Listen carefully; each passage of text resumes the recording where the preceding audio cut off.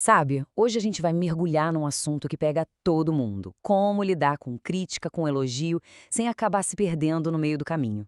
A gente vai entender a ciência por trás daquela dorzinha da rejeição e, o mais importante, descobrir um jeito de navegar por tudo isso. Vamos lá? Então, vamos começar com a pergunta de US$ 1 milhão, né? A gente pode receber um monte de feedback positivo, mas basta um único comentário negativo para acabar com o nosso dia, às vezes até a semana. Por que será que isso acontece? E a resposta? Olha, não é frescura não, tá na nossa biologia. E isso aqui não é só uma metáfora, é literal. Os mesmos circuitos no cérebro que disparam quando a gente queima a mão são os que acendem com uma crítica pesada ou quando nos sentimos excluídos. Para o nosso cérebro, dor social e dor física são basicamente a mesma coisa. Ok, vamos entender um pouco melhor essa dor e por que ela mexe tanto com a gente. O culpado tem nome, é o viés da negatividade. Pensa só, nosso cérebro evoluiu para ficar de olho em ameaças, em perigos, para a gente poder sobreviver. E hoje, no nosso mundo social, uma crítica é lida pelo cérebro como uma ameaça. É por isso que um insulto sozinho parece pesar muito mais do que um caminhão de elogios.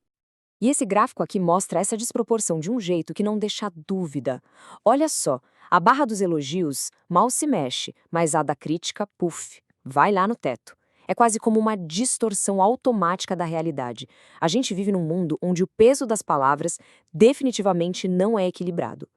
A consequência disso é gigantesca. Para a gente conseguir fugir dessa dor, desse desconforto todo no cérebro, a gente acaba vivendo numa espécie de ditadura do bem-estar. A gente vai moldando quem a gente é, não para buscar o que é verdade, mas simplesmente para evitar aquilo que machuca.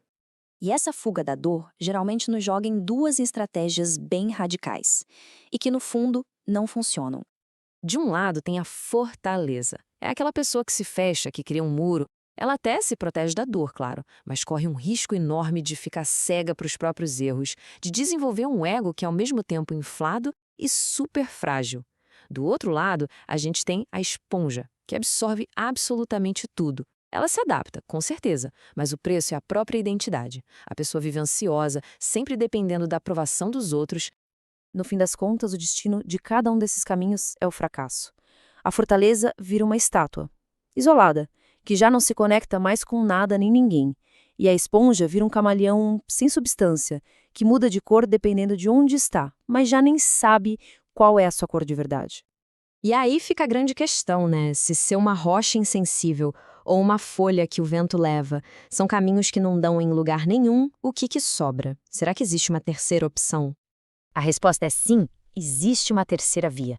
Não se trata de bloquear o mundo, mas de aprender a filtrar o que vem dele.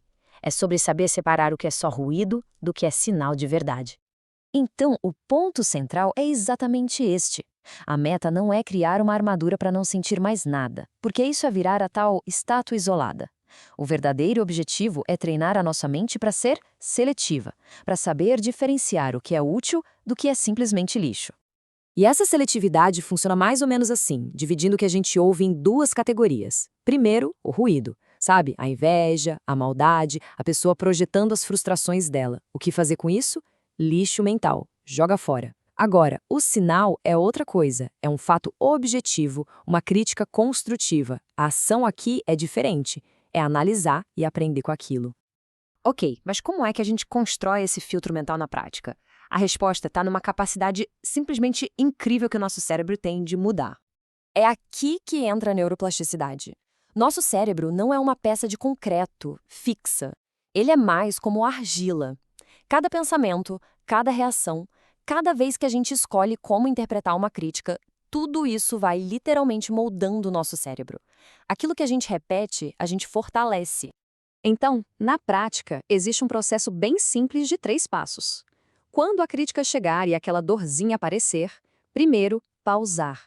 Só respirar fundo em vez de reagir no piloto automático. Segundo, questionar. Isso que eu ouvi é ruído ou é sinal? É a projeção de alguém ou tem um fato objetivo aí? E terceiro, decidir. Com base nessa análise, o caminho é descartar ou é usar isso para aprender alguma coisa. A prática constante desse filtro vai fortalecendo uma base totalmente nova para nossa autoestima.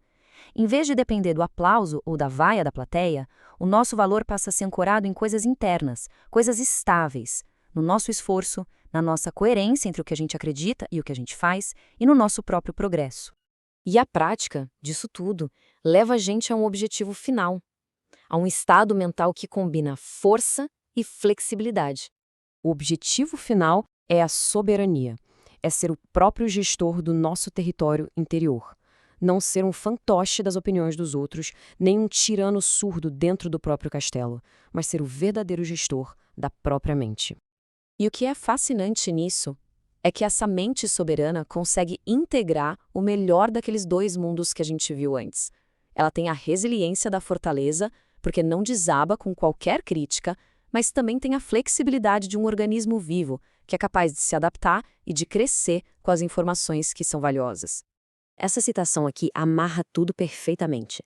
A dor da rejeição, olha, talvez ela seja inevitável, faz parte de viver em sociedade, mas a batalha que a gente pode e deve vencer é a de decidir o que essa dor significa. Ela não precisa nos definir, nós é que definimos o que fazer com ela. E no fim do dia, tudo se resume a esta pergunta, que funciona como o filtro definitivo.